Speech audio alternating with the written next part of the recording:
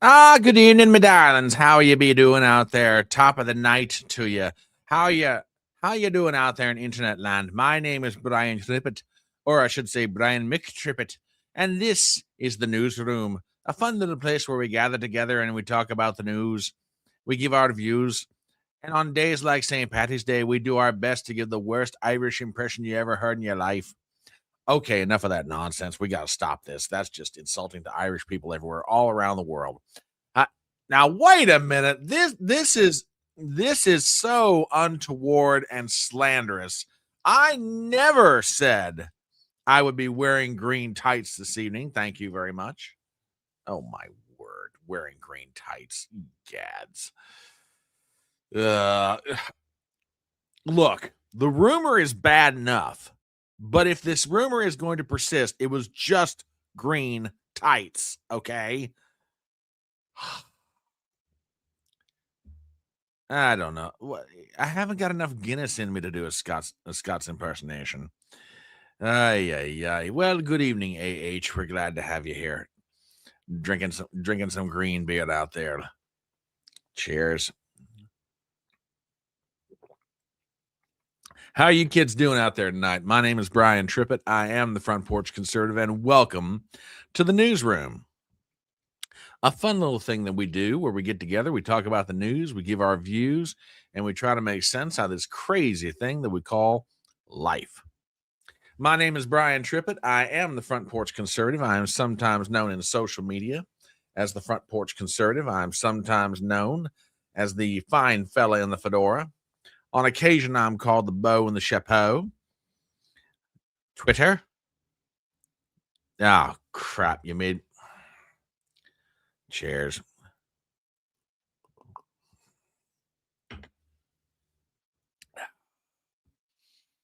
You snuck it out of me, WWG1. You snuck it out of me. Anyway, sometimes known as the fine fella in the fedora. On occasion, I'm called the common man with common sense. But tonight, as always, I am your host. Yeah. Give him a high five, TBA. See how it is. That's fine.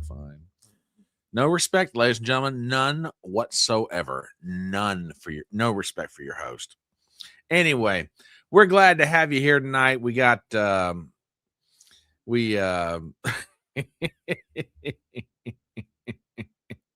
y'all are just way too happy with yourselves. That's all I'm saying. Way too happy indeed. Yeah, it's going to be a light night. No, I am not wearing green underpants. I am not wearing green tights. I'm wearing a olive green vest and my St. Patty's Day fedora. So there you go. No green underpants, madam. Oh my goodness. I tell you the truth. Anyway, we're glad to have you guys here tonight. Gonna have some fun this evening. I have a feeling we're gonna have a relatively small audience, but that's okay. That's okay. It just means they're missing out on all the fun. But there's gonna be St. Patty's Day celebrations. I hope you've had a great St. Patrick's Day. I am not. No, just no. Absolutely not. Absolutely not. No. Good God. Just for the love of God. Anyway, this could wind up being one of those evenings, ladies and gentlemen. Anyway, no, I mean, I hope you've had a good St. Patty's Day, and I hope you've had a lot of fun. So glad to have you all here this evening. And we're going to be talking about some updates, things going on in the news. Glad to have you. But before we do, as we are a want to do on a regular basis, we will start off with some memes for the evening. And these are a good little collection of things that have been put together.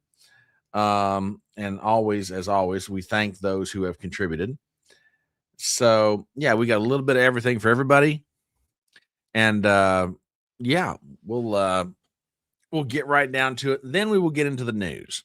So with that in mind, it is amazing to me. It is amazing to me the number of duties that Marco Rubio engages in. It really is. I mean, the guy is everywhere. I mean, Secretary of State, I guess the fill-in national security advisor. He's got all kinds of jobs and duties Trump keeps putting on him. And apparently, he is going to be after today. Trump made some kind of announcement in the Oval Office tonight, but apparently Rubio is going to be some kind of special envoy to Ireland. I didn't see this one coming, but it kind of makes sense. I mean, there's certain traditions that happen, on St. Patrick's Day. One of them is the president always meets with the prime minister of Ireland. And Trump made an announcement that Rubio's got a new job. Matter of fact, he's getting ready. He's really getting into this thing. He really is. Apparently he's bought himself some new clothing for the occasion, all that sort of thing. So yeah, Rubio's got himself a new job, special envoy to the island of Ireland. So yeah, he does. He's got 2011. It's crazy. Absolutely crazy. Now this is true too. Yeah. I mean, he's got a new job, had to get him some new threads. So yeah, I guess Marco's ready to take on a new assignment. So there you go, folks. There you go. Anyway, let's see who else popped in here I need to say hello to. Hello, WV Patriot. Glad to have you in the house tonight, as always. So yeah, Rubio's got himself a new job. Now, as you guys know, the Oscars were Sunday night. I thank God I found out about it after the fact. I mean, I didn't even realize they were coming up, to give you an idea how little I pay attention to it. But there's always some things from Oscar history that are always kind of cool. And WWG1 sent something in that I always enjoyed as part of the Oscar ceremonies. So, as many of you know, I love music, and I'm sure you do too. So I think you're going to get quite the kick out of this. Please enjoy the legendary Victor Borge at the Oscars.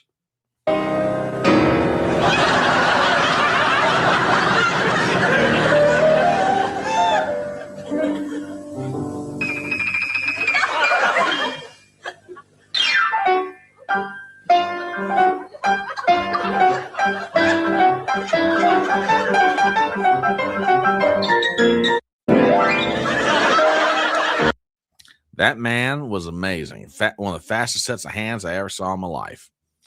Amen. Let's see. Green beer and Jameson shots available on the other side of the porch if you know the correct password. I didn't know I was serving Jameson shots tonight, but okay, whatever. Anyway, I don't know if you guys heard about this yet or not, but apparently the United Nations is having quite a bit of trouble these days.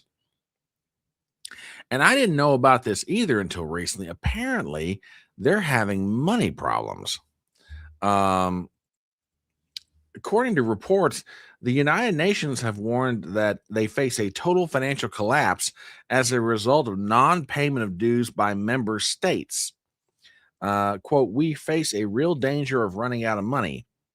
Now, my response to that is very simple. Oh, don't threaten me with a good time. Really? You're about to run out of money?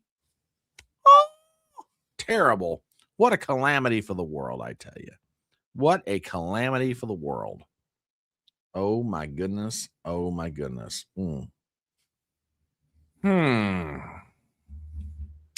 Now, ever since last April, there has been a lot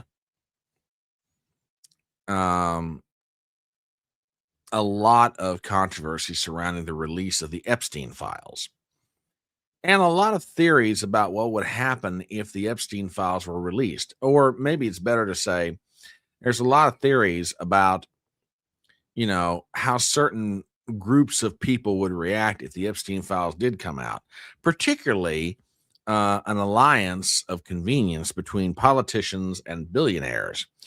So it sort of begs the question, how would they react? How would politicians and and billionaires react upon the knowledge that the Epstein files are about to be released? Well, I think, ladies and gentlemen, we've now begun to figure out exactly what that would look like. And if you're wondering yourself, then I recommend you check this out. Catchy little tune, if I do say so myself. So, not exactly the best way to appreciate the release of the Epstein files. That's all I'm saying. Let's see, what else do we have here? Ah, here's something by way of a public service announcement. Yeah, and thus we have Iran. Well, TBA. Can't say you're necessarily wrong, my friend. Can't say you're necessarily wrong. Oh my goodness. All right. Fun fact, and this was sent in by TBA, interestingly. There are 36 million Americans of Irish descent and only 5 million people living in Ireland. If your ancestors lived in Ireland in the 1800s, you're 9 times more likely to live in the United States than in Ireland. Happy St. Patty's Day. Well, there's an interesting thought for you. An interesting thought indeed. So, yes, this one probably falls under be very careful what you put in a song. And I think you're going to understand what I'm talking about when you see this play out. So with that, enjoy.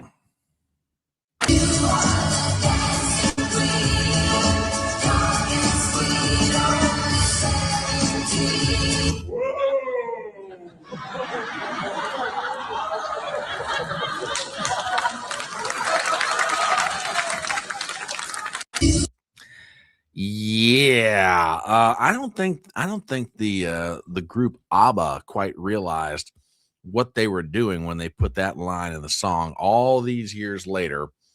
It starts out innocently enough, as these things are wont to do, but these days, say only 17. Like, oh, whoa, whoa, wait a minute, what the heck?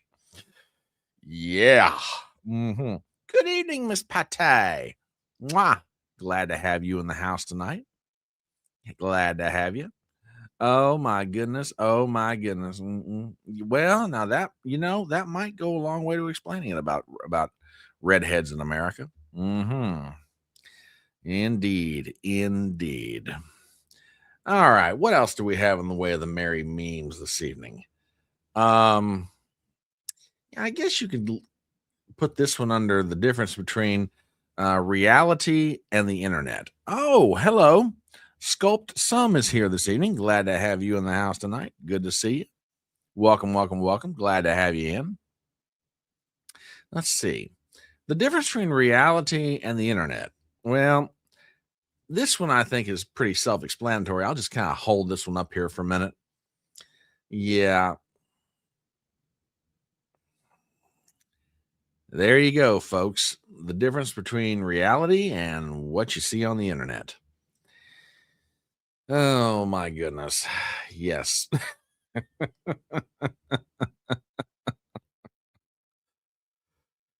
Yeah, buddy. That's all I'm saying. Yeah, buddy. Let's see. Let's see. What else do we have here? In light of the debate that's currently going on in the U.S. Senate over the SAVE Act, James Woods posted this on X. And I believe if only American citizens voted in America, the Democrat Party would cease to exist. I'll make you one argument better there, James. Both parties would cease to exist. And frankly, if the Republicans go the way of the dodo bird, I will not be too unhappy about it. Yeah, just some thoughts on that. All right, a couple more and we'll get into some news items. Oh, by the way, did you guys hear that a scientific discovery has been recently made in outer space? No, I'm serious about this. I'm very serious. There is a scientific discovery that apparently one of our satellite probes, or I guess planetary probes of Mars, has recently discovered a very strange structure that's carved into the rocks. Okay. Matter of fact, it's something in the shape of a to be honest with you, it's in the shape of a door. When I saw the imagery, I was like, that is amazing. Maybe there is life on Mars. And let me tell you, people are getting I mean, you may not have heard a lot about it yet unless you're reading the scientific journals and stuff like that, but people are getting very excited about this. As a matter of fact, certain groups are very excited about the possibility that there's life on Mars, and they have a doorway. I mean, man, the Jehovah's Witnesses, they are all over this. I am telling you, they saw that door, they saw the picture of that door on Mars, and all the JWs out there just went, whoo, hallelujah. Sign me up and put me on the rocket, baby. I go knocking on that thing. Oh my goodness. Oh my goodness. Yes, indeed. Yes, indeed. That's right, ladies and gentlemen. If you see a bunch of Jehovah's Witnesses signing up for the first man mission to Mars, it's gonna be because of this right here. Right here. Oh my word. You son of a gun. How the heck are you? Ladies and gentlemen, right here, one of the genuinely coolest dudes in Australia, Daniel Clancy. He himself has his own YouTube and Rumble channels. If you are not subscribed to Daniel Clancy, check this son of a gun out. And you know he is a party in and unto himself. He is one of the coolest dudes you will ever come across. We have apparently been rated. Oh my goodness, we have been rated. Well, for all you folks over there on Rumble who have rated, glad to have y'all here tonight. Clancy is ringleading that raid. So yes, sir, it has been a very long time, and you and I have got to catch up sometime in the near future, sir. Yes, good to see you as well. Like I said, folks, Daniel Clancy has his own channel on Rumble and on YouTube. Please do me a favor, okay? Go find this young man, subscribe to his channel. His channel is a load of fun, and he is just a genuinely good guy. And you know, I will always do my best to support my fellow content creators wherever they may be. And Daniel is just a genuinely good guy. He really is. So yes, check him out. And Clancy, brother, thank you for stopping by. I genuinely appreciate it. And you are absolutely right. We have so got to catch up sometime. So got to catch up. Well, you know, hey, everybody goes through ebbs and flows. Don't worry about it. Don't worry about it, man. Hey, the fact you're out there creating content and getting people talking and getting people laughing and smiling, especially in this era, hey, that's all you can ask for, man. So yes, by all means. By all means. Oh my goodness. That's one of the nicest surprises I've had in a while. So yes, Clancy, we're glad to have you in the house tonight, my friend. Absolutely glad to have you. All right. What else have we got? Let me see. We got that one. And yeah, all right. We're down to one more. My friends, the next time that someone tries to tell you that gasoline prices are not that high,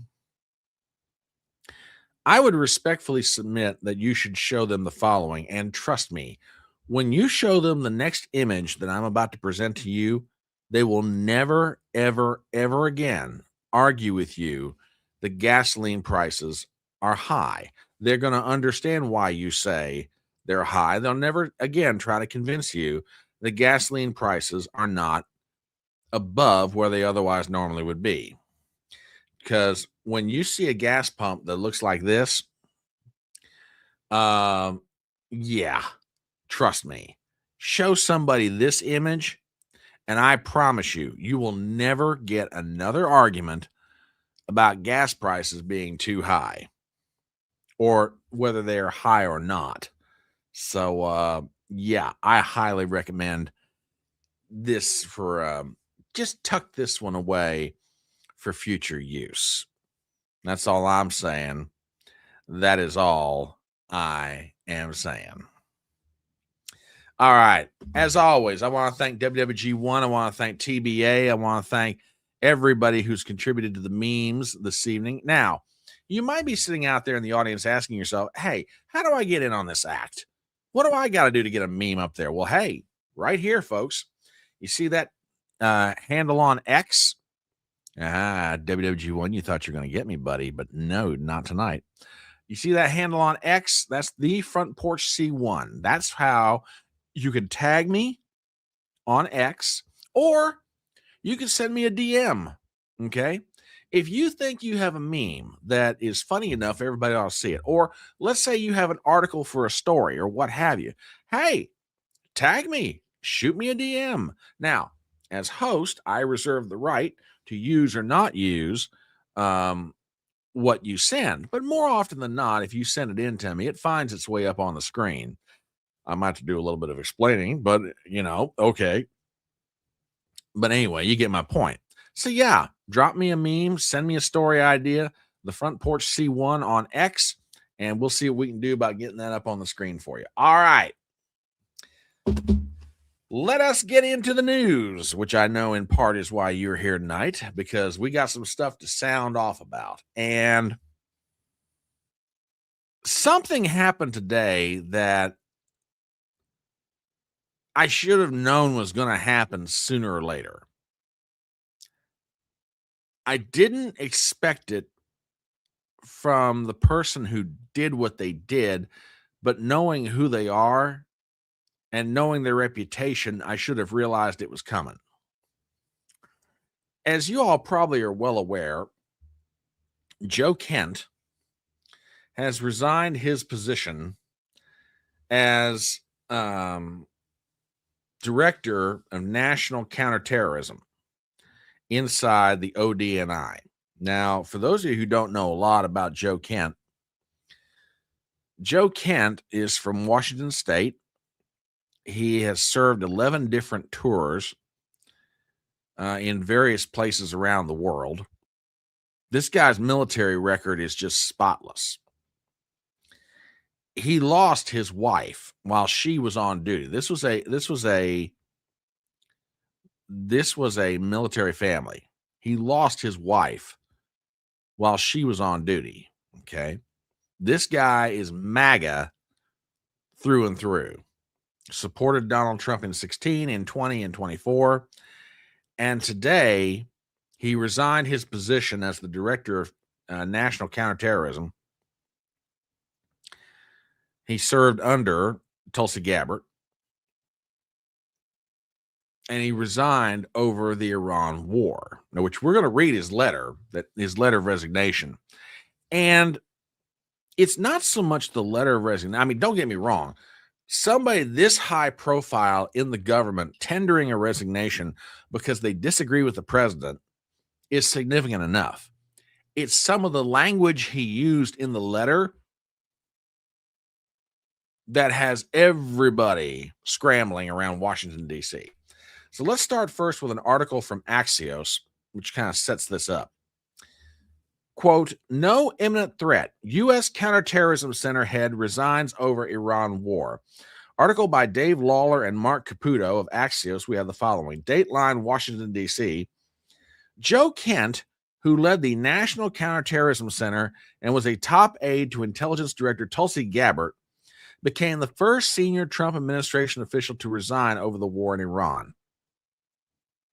Kent's stinging rebuke that Trump launched the war under pressure from Israel despite Iran posing, quote, no imminent threat to the U.S. underscores the discomfort some in the America First camp feel about the war. Now, here's some more significant news. Trump world is now bracing for an expected Tucker Carlson interview of Kent. 3 sources inside and outside the administration have told Axios. Carlson has been one of the most vocal right-wing critics of both the war and Israel. The administration is moving to contain the fallout from Kent's resignation. Press Secretary Caroline Leavitt published a lengthy statement rejecting Kent's claims that Iran posed no threat, calling the idea that Israel goaded President Trump into action, quote, insulting and laughable.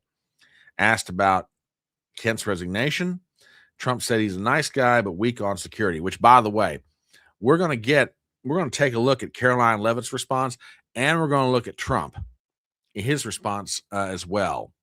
So hold on to your hats, folks, green or otherwise. Hold on to your hats.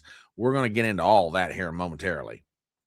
I want to go ahead and fast forward to the letter, and I want to read this in full because I think you guys need, if you haven't heard this letter yet or haven't heard about the contents, I think you're going to want to have a discussion around this because this is probably going to take up a significant portion of the live stream tonight. So with that, here is a copy of Joe Kent's letter.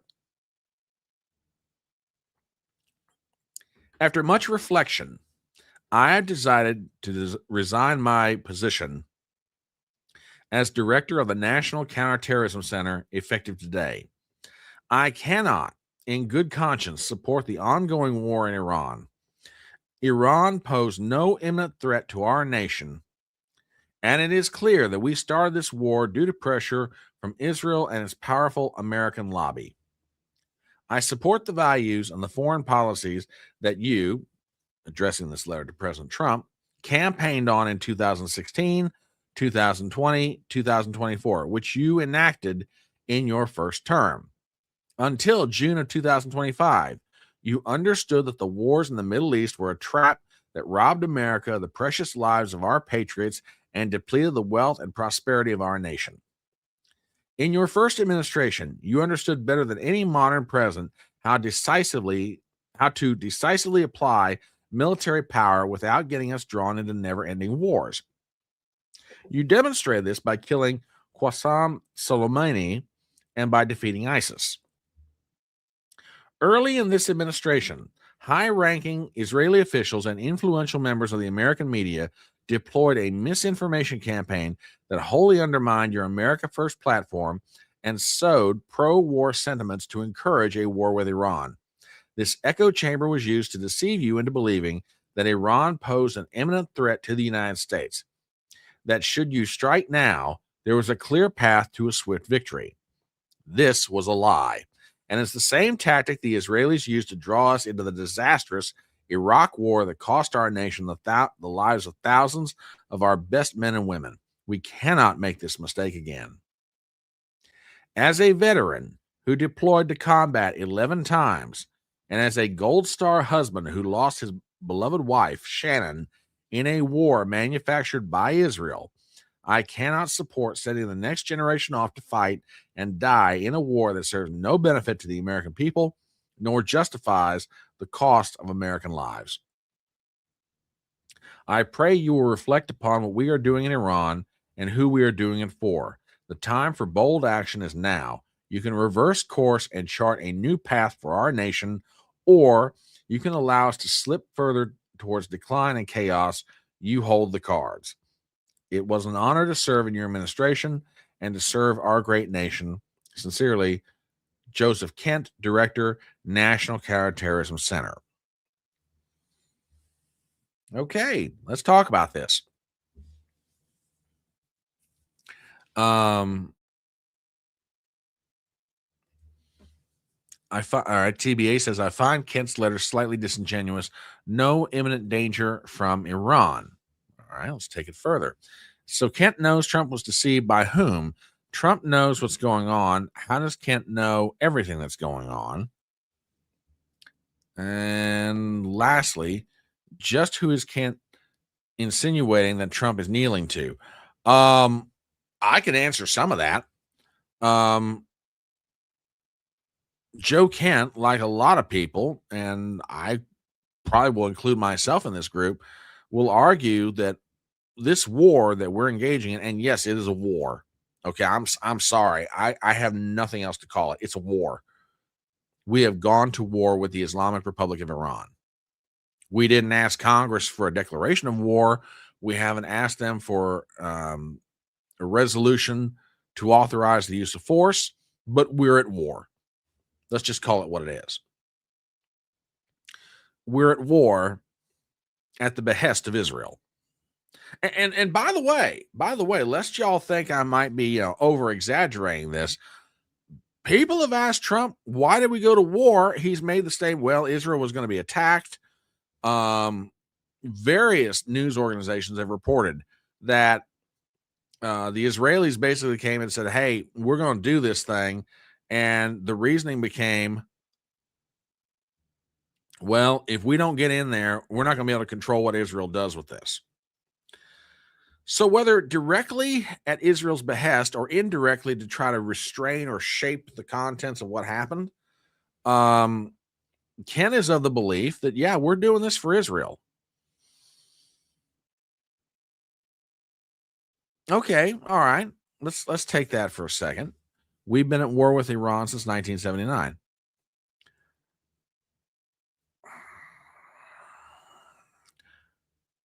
Have we been in a conflict with Iran since 79? Hot or cold? Yeah, I'd say that's true. I'm not so sure I'm ready to, because everybody's just recently making this argument. We're at war with Iran. Okay.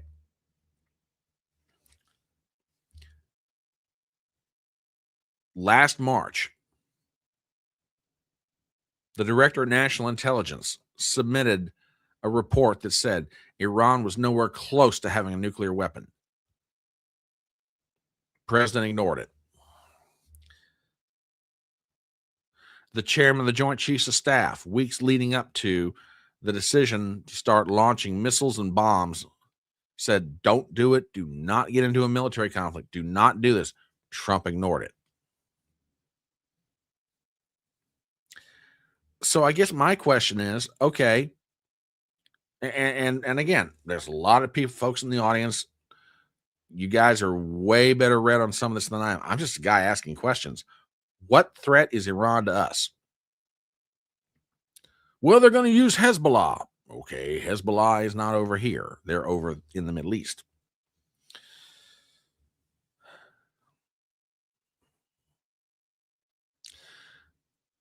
Well, they've got ballistic missiles. Yeah, and they can't reach the U.S. yet. Well, I mean, I could come up with every conceivable reason. I'm sorry. I just really have a hard time buying the army. We are at war. You know, TBA says, I remember when our embassy people were taken hostage in the fall 79. We've been at war with those bastards ever since, in my opinion. Okay, fair enough. Fair enough. Fair enough. Gypsy says, well, the removal of the Shah was done by the CIA. Everything is orchestrated. Very true. Very true indeed. And now we're trying to put the son of the Shah back into office, or at least some people would like to do that. Now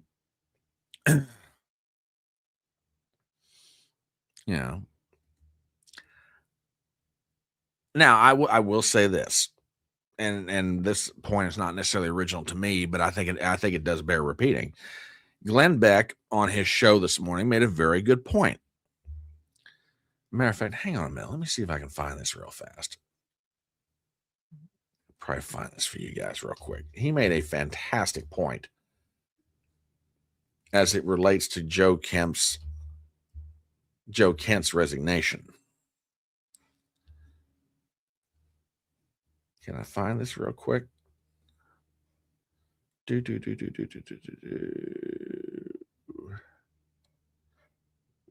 Hang on. Okay, yeah, here it is. I'm not going to play this whole thing, but I think he makes this point very early on. This is from Glenn Beck's show this morning.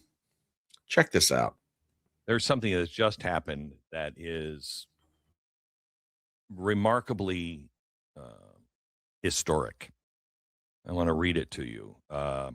President Trump, this comes from the Director of National Intelligence and National Counterterrorism. I'm going to fast forward this just a hair. President Trump, after much reflection, I've just paper stuff. This is as important as the Pentagon Papers. This is going to possibly change the course of America. I support the values of foreign policies that you campaigned on in 16, 2020, 2024, which you enacted in your first term. Until June of 2025, you understood that wars in the Middle East were a trap that robbed America of the precious lives of our patriots and depleted the wealth and prosperity of our nation. In your first administration, you understood better than any modern president how to decisively apply military power without getting us drawn into a never-ending war. You demonstrated this by killing Soleimani and defeating ISIS.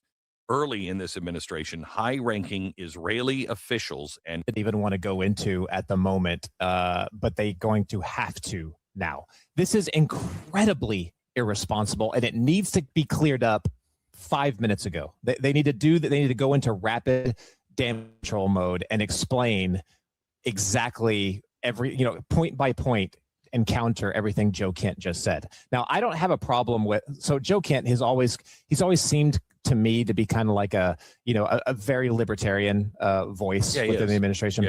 And his wife dying in Syria, I'm sure that pushed him further towards the no war camp. Sure it has. And I can get that. I like having, an anti-Bolton style group of people within that. We need those voices. But this is so irresponsible. You might as well just say that, I read the protocols of the elders of Zion and, the Jews control the world. He basically said that. Okay. I think you get the gist of this. And you know what? I agree with Glenn Beck and his co-host. Look, to Joe Kent, if you're going to make this kind of a statement, okay, you better lay down some evidence and back it up, brother. I mean, Glenn Beck's point is absolutely solid. If you're going to accuse Israel of doing this and the other charges that you made in your letter, you better at least give your idea of what the evidence is. Some things you may not be able to give, some things you may be able to give. Give your proof, make your argument. Lord knows we're asking the administration to make their argument as to why they're bombing Iran back into the Stone Age. But if the anti-war side is going to make an argument, then hey, TBA on this, I don't disagree with you. Bring the receipts. Somebody, either the pro-war or the anti-war side. Let's hear it. What's the argument here? Yeah, well, okay.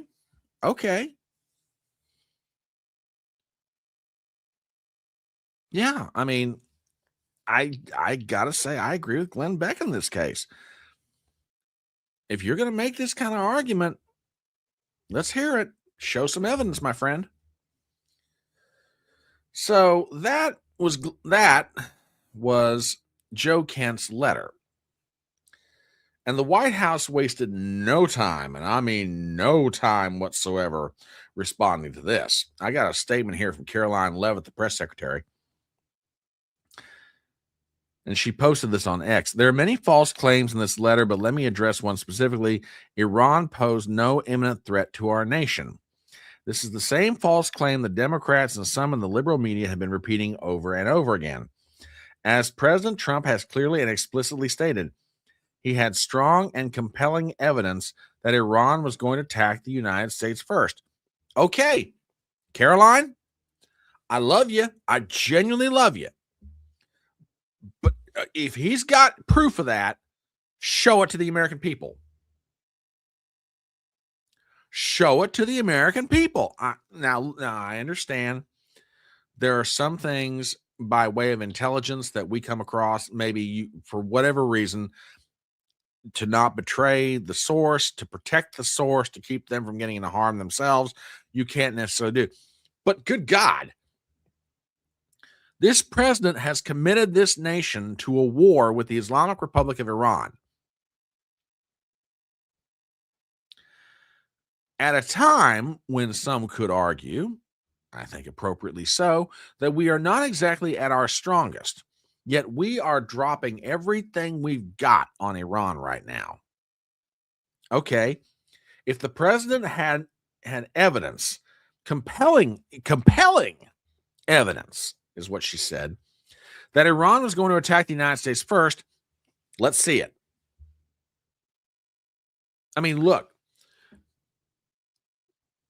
the Cuban Missile Crisis. Ambassador Adlai Stevenson goes to the United Nations and shows satellite imagery where missiles were being put into Cuba. 2003, Secretary of State Colin Powell goes to the United Nations Security Council and makes his case as to why Iraq needed to be invaded. Now, you could make an argument, in either one of those cases, good evidence, good arguments, bad arguments, but at least they made an argument. In this case, we're being asked, hey, trust the government because we know what's best for you. Hey, I can take that only so far, especially after, hey, there are weapons of mass destruction in Iraq. We've got to go in there. Okay? I'm not trying to be naive about the dangers in the world, but on the other hand, hey, you're committing us to a war with another nation. Show me the proof. If you think that you had compelling evidence that Iran was going to attack us, let's see it. As much as you're able to show it, let's see it. Let's have it out. Put it out on the table, and then let us have an argument about this. Let's have a discussion. Yeah. Good evening, Salty. Glad to have you in the house tonight. And everybody who's checking us out, be it on X, on YouTube, on Rumble. Clancy led a raid. God love him. That salty old Australian. But yeah, make the case. Anyway, let's go back to the rest of that post on X from Carolina Levitt. The evidence was compiled from many sources and factors. President Trump would never make the decision to deploy military assets against a foreign adversary in a vacuum. Iran is the world's leading state sponsor of terrorism. The Iranian regime is evil. It proudly killed Americans, waged war against our country, and openly threatened us all the way up to the launch of Operation Epic Fury. Iran was aggressively expanding their short-range ballistic missiles to combine with their naval assets to give them immunity, meaning they would have held a degree of all capabilities that would give them immunity to hold us and the rest of the world hostage. The regime aimed to use those ballistic missiles as a shield to continue their ultimate goal, nuclear weapons. The president, through his top negotiators, gave the regime every single opportunity to abandon the unacceptable course by permanently giving up their nuclear ambitions in exchange for sanctions relief, free nuclear fuel, and potential economic partnerships with our country. But they would not say yes to peace because obtaining nuclear weapons was their fundamental goal. President Trump ultimately made the determination that a joint attack with Israel would greatly reduce the risk to American lives that would come from a first strike by the terrorist Iranian regime and address this imminent threat to America's national security interest.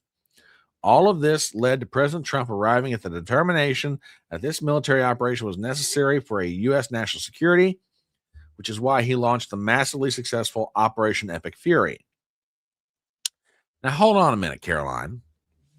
Hold on a minute. Massively successful Operation Epic Fury. If this thing is so massively successful, how come we're trying to get our European partners and our partners in the Asia Pacific to help us come in and police the Straits of Hormuz and ultimately the Persian Gulf? Again, I'm not trying to be a horse's rear end about this, but wait a minute, you can't. Either this thing is massively successful or it's not. I mean, it's been reported over the past 72 hours. The president's been reaching out to everybody who'll take his phone call, trying to get them to send ships into the Persian Gulf. Well, now, are we being massively successful, or have we got a problem? I think that's a reasonable question. So anyway, back to the rest of the X post. The commander-in-chief determines what does and does not constitute a threat because he is the one constitutionally empowered to do so, and because the American people went to the ballot box and entrusted him and him alone to make such final judgments. And finally, the absurd allegation that President Trump made this decision based on the influence of others, even foreign countries, is both insulting and laughable. President Trump has been remarkably consistent and has said for decades Iran can never possess a nuclear weapon. As someone who actually witnesses President Trump's decision-making process on a daily basis, I can attest to the fact he's always looking to do what is in the best interest of the United States, period. America first.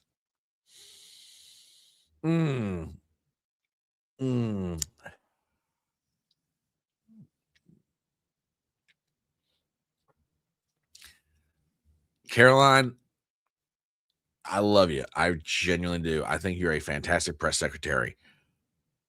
But you're being asked to sell an argument that just, to me, does not hold up. And again, I have been known to be wrong on occasion. I will freely admit when I am.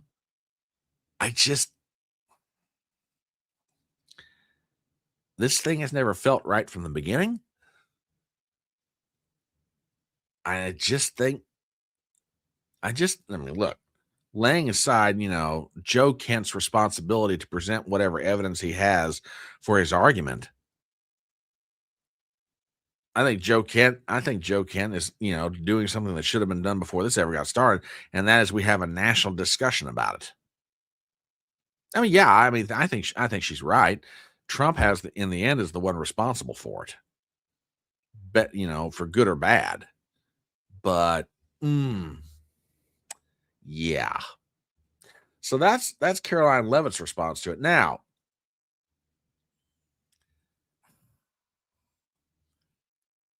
Trump was in the Oval Office today hosting, as I said, the Prime Minister of Ireland, and he gets asked about Joe Kent's resignation. I got to play some of this for you, okay? Because this is Trump not at his best.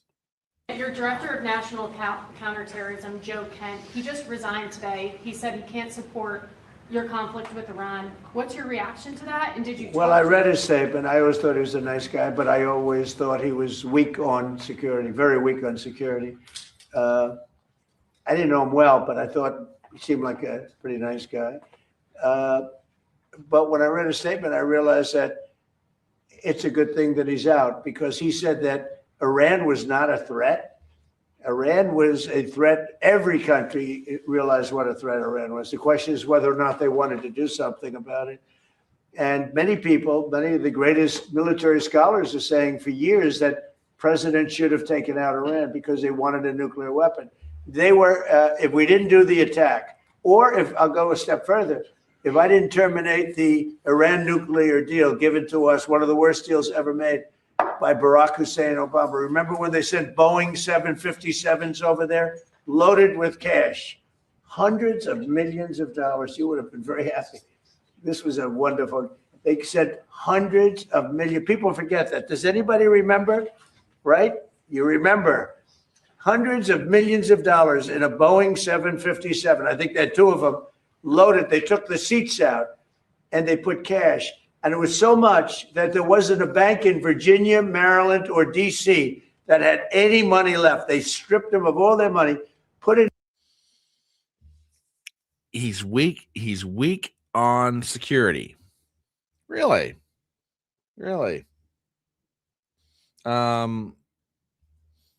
Is this the same Joe Kent, Mr. President? It is my pleasure to nominate Joe Kent as the Director of National Counterterrorism.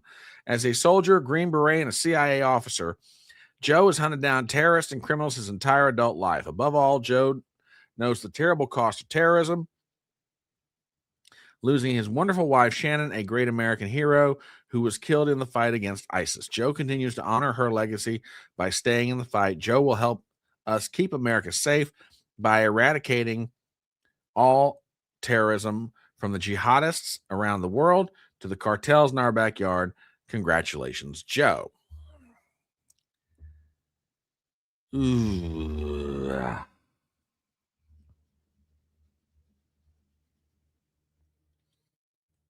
He's weak.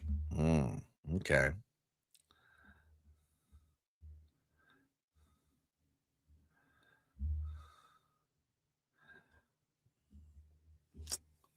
Yeah. Okay. Now, one last point. And this one comes from Tulsi Gabbard herself, Joe Kent's boss, or I should say now former boss. Donald Trump was overwhelmingly elected by the American people to be our president and commander in chief. As commander in chief, he is responsible for determining what is and is not an imminent threat and whether or not to take action he deems necessary to protect the safety and the security of our troops, the American people, and our country. The Office of the Director of National Intelligence is responsible for helping coordinate and integrate all intelligence to provide the President and Commander-in-Chief with the best information available to inform his decisions. After carefully reviewing all the information before him, President Trump concluded that the terrorist Islamist regime in Iran posed an imminent threat, and he took action based on that conclusion. Now, was it Gypsy earlier? Made a statement about this. Let me find it real fast. Hang on. Yeah, here it is. Queen Tulsi did her acquiescence. Good for her, keeping her job.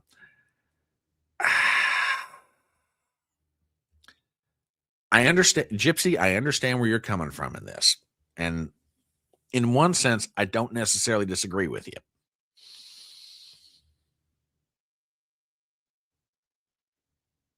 That said, there is a point that was made by somebody, smarter than I am in these matters. Jonathan Karl over at ABC News. And I'm going to put this up on the screen. The Director of National Intelligence says that an imminent threat is whatever the president says is an imminent threat. But nowhere in this statement does she say that she agrees that Iran posed an imminent threat or that the intelligence supports such a conclusion.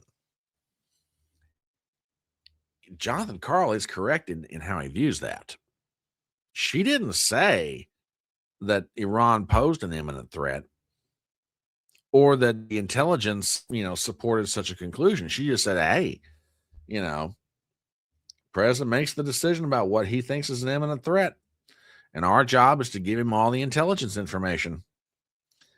And he concluded that Iran's regime was a threat.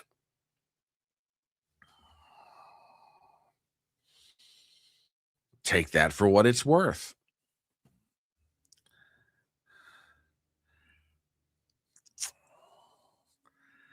I guess I'm trying, where Joe Kent's letter of resignation is concerned, I'm trying to find a historical parallel, or at least off the top of my head anyway.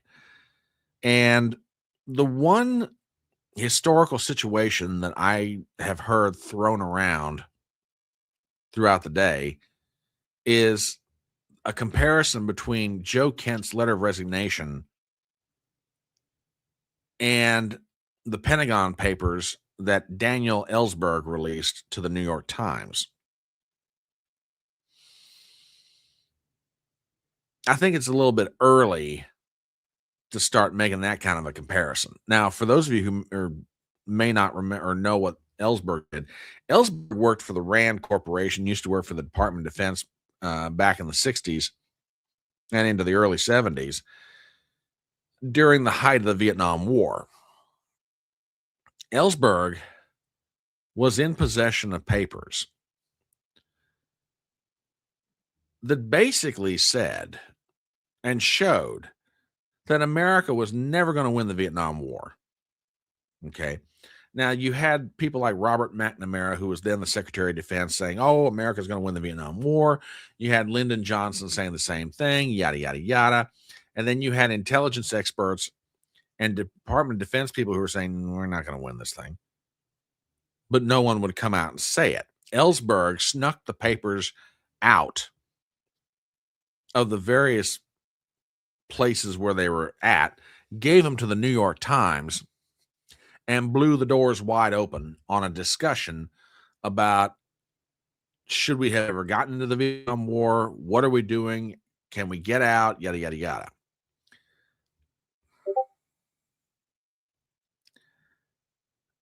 I think,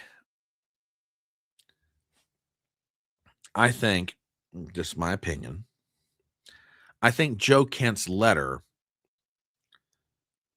regardless of any steps he further takes with this, Okay. In other words, does he present evidence to back up his claims or not? I think that letter is going to go a long way toward a national discussion about the Iran war.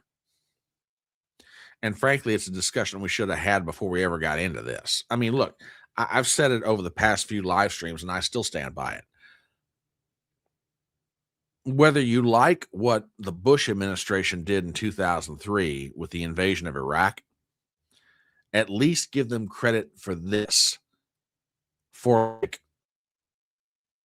the better part of 6 to 9 months, they kept making an argument to the public, to leaders around the world, to the United Nations, to everybody.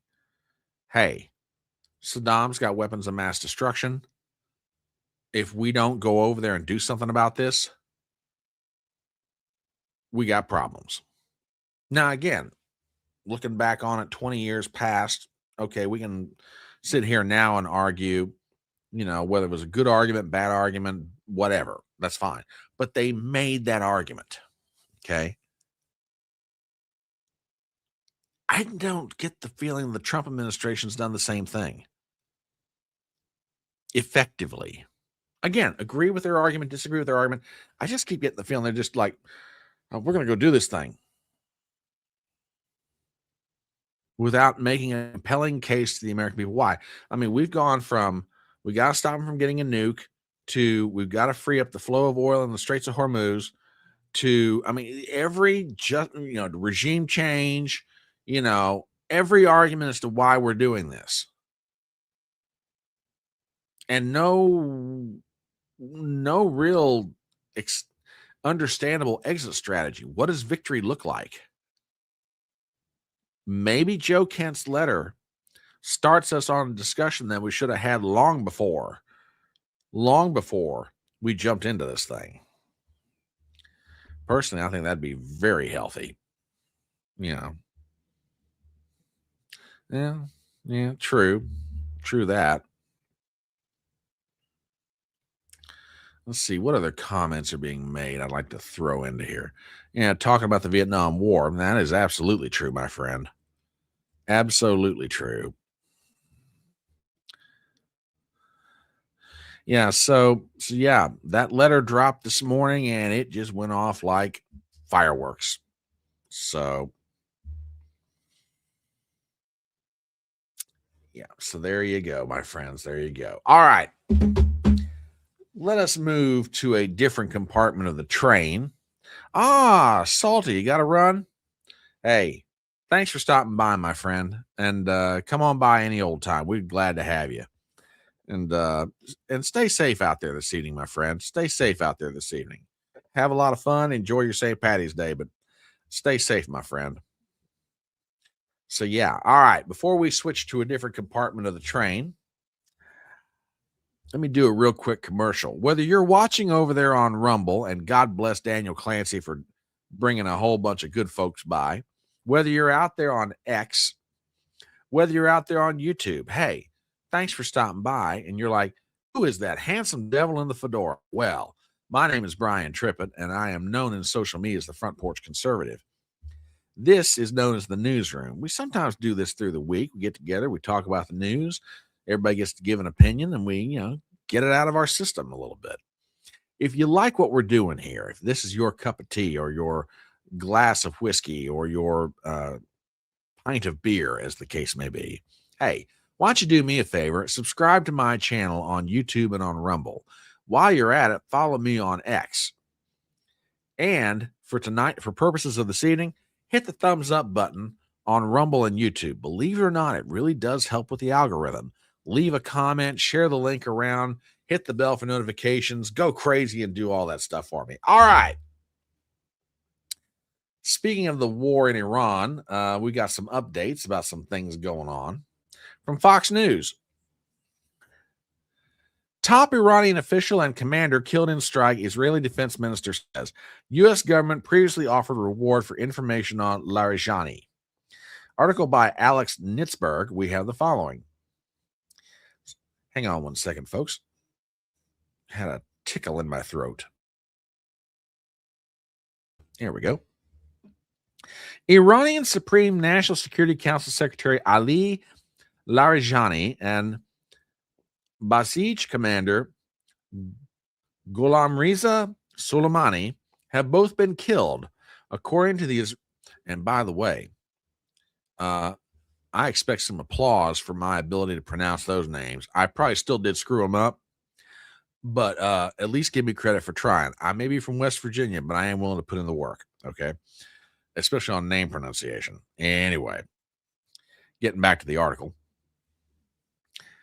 Quote, I have just been updated by the chief of staff that Larijani, Supreme Secretary of the Supreme National Security Council, and the head of the Basij, Iran's repression apparatus, Soleimani, were eliminated last night and have joined Khamenei, the head of the Annihilation Program, along with all those eliminated from the axis of evil in the depths of hell, Israeli Defense Minister Israel Katz said, according to a translation provided to Fox News by his office.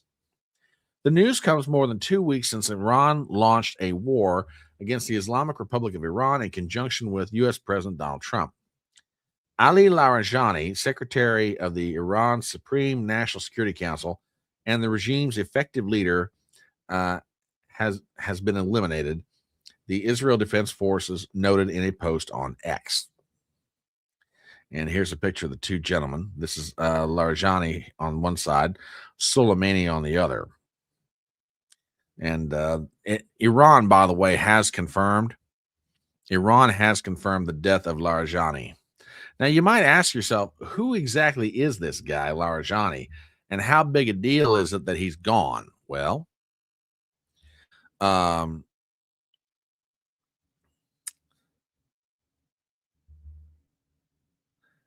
give you an idea, and by the way, ladies and gentlemen, say hello to the inestimable Reuben Christopher Haynes. Like Daniel Clancy, a content creator in his own right. Follow him on Rumble. Follow him wherever he may be on social media. Reuben, good to see you, brother. Good to see you, sir. I'm glad you stopped in. But who is Larijani? Well, this is from the UK Guardian. The death of influential Ali Larijani would be a bigger loss to Iran than Khamenei. Now, that's kind of a hefty statement. Security chief's huge influence on many levels of Iranian politics and abroad would make his killing devastating. Article by Patrick Wintour from the UK Guardian. We have the following. If confirmed, Israel's assassination of Ali Larijani, the secretary of Iran's Supreme National Security Council and one of the linchpins of Iranian politics, would be a devastating body blow to the country and probably a bigger reverse than the loss of the supreme leader Ali Khamenei at the outset of the war. In any attempt to decapitate the Iranian leadership, Larijani would always be the prime target, largely because of his ability to straddle so many levels of Iranian politics and his huge personal influence, not just in Iran, but with foreign states, including China and Russia. Indeed, there has probably been no greater loss for the Iranian regime since the U.S. assassination of the Islamic Revolutionary Guard Corps leader Qasem Soleimani in Baghdad in January 2020. The significance of Larijani's removal also lies in the confirmation that Israel and possibly the U.S. never regarded him as an alternative leader for Iran in the event of a government breaking up, or in effect surrendering. Eli Garanmeya, Iran expert at the European Council on Foreign Relations, said, quote, Netanyahu is now focused on blocking Trump's pathways for a ceasefire and follow-up talks with Iran. Larijani would have been the man to get that job done. Okay. Interesting. You know, sometimes you try and put some context to, you know, you hear, well, this person's been eliminated, this person has been killed in action, what have you. Well, sometimes it's good to know what they are and what they aren't. Well, and that may be true. And maybe he was a despicable, evil man. You know, we'll see. All right. What other updates have we got? Now, I'm about to put up a meme And I'm probably going to make some people mad with this, but it does kind of bring up something that I talked about in Caroline Levitt's post on X. And the meme goes like this. In week 1, we the United States said we've won. In week 2, we're winning. In week 3, hey, send help. Now, I post that and someone's going to say, hey, aren't you just being anti-patriotic? No. I love my country. I love my country. I want to see it succeed in everything. But it's kind of hard to ignore all the shifting of the messaging that's been going on for the past 3 weeks, because, that meme actually is pretty accurate. By the end of the first week, we're claiming that we've won. Trump's still claiming that we've won, by the way. By week 2, it's, well, we're winning. And by week 3, hey, can we get some help over here? Clean up on aisle 5 or something.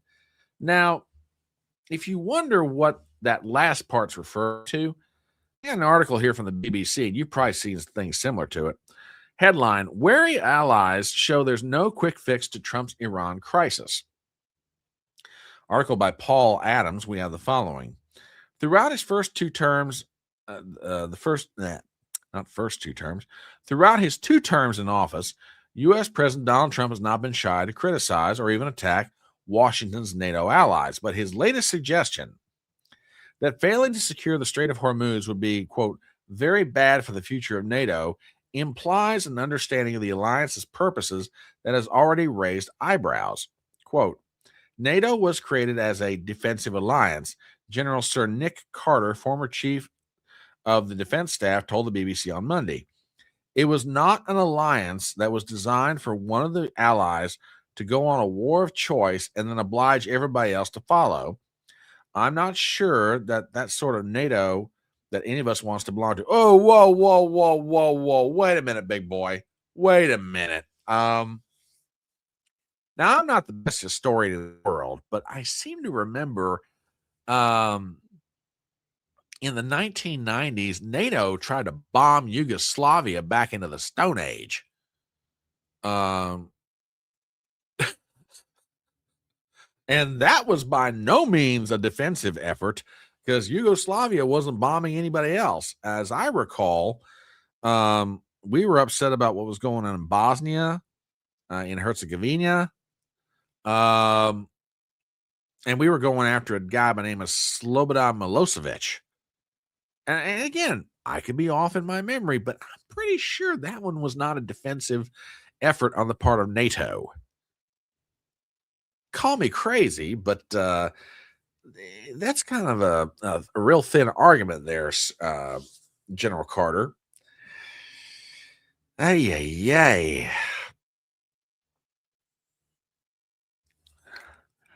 Okay, well, but now wait a minute.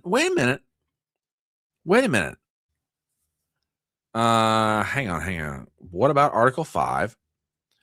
Something coming to our aid if we needed it. Yeah, but hold on a minute. All right, let's take that for a minute. Article 5 of the NATO treaty says that if one member of the NATO alliance is attacked, it is considered an attack upon all members, and they will come to the aid and defense of the party that has been attacked. When did Iran, as I recall, didn't we launch the strikes against Iran? Oh, well, we've been at war with them since 1979. Okay. Then how come NATO hasn't come to help us since then?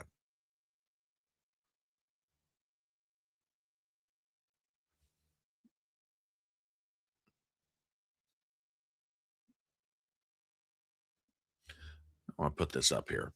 President Trump is looking at the NATO and UN countries to see who actually support the UN endeavors. Now he knows who the traitor countries are. Well, TBA, I don't necessarily disagree with that argument, but I say this respectfully. Did we really have to launch a war in Iran to figure out who those countries are? Really? and I'm being somewhat, tongue-in-cheek facetious about this. Really, we had to launch a war in Iran to figure out who the countries are that doesn't like helping us out. And frankly, if we knew in advance that they weren't going to help us out, isn't that just all the more argument for us to get out of NATO? Anyway, back to the article from the BBC. Coming from a president who only 2 months ago was making strident claims to Greenland, the sovereign territory of a fellow NATO member, there is more than a little irony in the latest remarks. This perhaps helps to explain why some responses have been fairly blunt. In Germany, a government spokesman said the war with Iran had nothing to do with NATO, while Defense Minister Boris Pistorius seems to pour scorn on the idea that Europe's modest navies could make a difference. What does Trump expect from a handful of European frigates that the powerful U.S. Navy cannot do? He asks. This is not our war. We have not started it. But none of this should hide the fact that there is now an urgent and growing need for a solution to the crisis in the Gulf. Iran's effective blocking of the Straits of Hormuz, except for a handful of vessels carrying its own oil to allies like India and China, has left Western governments scrambling to find a solution. It may be a crisis triggered by Trump's decision to go to war, but it is one that needs to be fixed quickly before the impacts on the global economy get any worse. But it is already clear that there is no quick fix.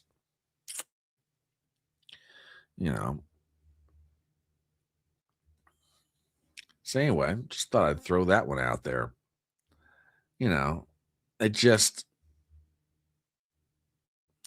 we've won. We're winning. Hey, send some help, will you? Can't get anybody to come help us. Well, oh boy. So we're trying to find some help, and we're trying to find an off-ramp. What that off-ramp looks like, I have no idea yet. No idea. All right. One last thing, and I know I'm going to wind up wrapping up a little bit early, but since TBA has been absolutely on this like white on rice, let's talk about Cuba. There have been reports coming out of Cuba that the entire country is in darkness. And I've got a clip here from CNN, which give you an idea how bad things are getting. So check this out. And breaking news into CNN, Cuba's electrical grid has suffered a complete and total collapse. This is according to the country's power operator. It's the first nationwide blackout since the U.S. effectively shut off the flow of oil to Cuba. Now, I was thinking about this evening, getting ready for the live stream. We may be right on the edge of something happening that American presidents have wanted to see really since Eisenhower. We're about to see the government of Cuba fall apart and possibly go by the wayside. And it does, and looking back on it, it does start to explain Venezuela in part. Because where was Cuba getting their oil from? Venezuela. Well, they ain't getting any oil from Venezuela, and guess what? That country is absolutely falling apart. WWG1's got a good question here. Serious question. Do you think the U.S. could win any war if we put our mind to it and we're not hamstrung by bureaucrats? Yeah, absolutely. I think we can. I mean, the American people, and I'm not just saying this because you asked the question the way you did. I genuinely do believe this. When the American people really want to do something, they will find a way to get it done. Especially if they're not hamstrung doing it, to use your phrase. Yeah, I think the American people could win any war they want. Might take us some time doing it. There'd be a lot of sacrifice and a lot of things lost. Yeah, I think we can. I really do. You know, it sort of also gets to an interesting question. What wars should we fight and what ones should we not fight? I think that's in part what kind of bugs me about what we're doing in the Persian Gulf. Lay aside the question of, was this a war of necessity or not? Did we go into this as militarily strong as we otherwise needed to be? Well, depending on who you're talking to, you can make a pretty good argument. No, we didn't. Kind of low on certain military assets, and then we went into this war, and it's like, geez, I don't know. But getting back to Cuba for a second, we might be right on the edge of the communist government of Cuba falling apart. Because from what there have been reports, and I haven't got the articles pulled up here, but there have been reports where there are serious negotiations underway between Marco Rubio, the Secretary of State, and the government that makes up Cuba.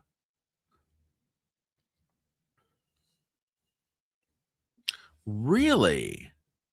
I did not hear about this. Huh. An earthquake, you say? Interesting indeed. But yeah, folks, keep your eyes open because, and again, I'm not going to try and put a timetable on it because I don't know.